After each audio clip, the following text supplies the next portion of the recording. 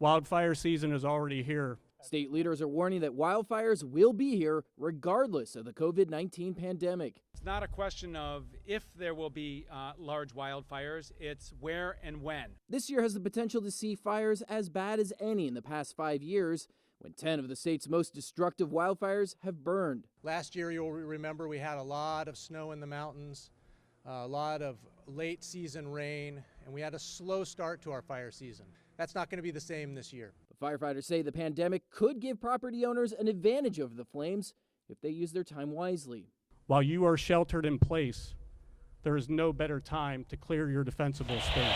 Brush 27, we're sufficient here. We're okay. While on the fire lines, CAL FIRE officials say they are making adjustments so the virus won't spread among firefighters. They're reducing the number allowed in a classroom at one time, and they're looking at spacing out sleeping quarters at fire stations and camps. However, for years, CAL FIRE says firefighters have been trained to keep 10 feet of distance from one another, mainly because most are working with dangerous tools. And masks and gloves have always been standard issue while working the fire lines. Meanwhile, CAL FIRE executives say this entire time they have been conducting prescribed burns. We're doing fuel reduction project work to scales that we haven't done in decades.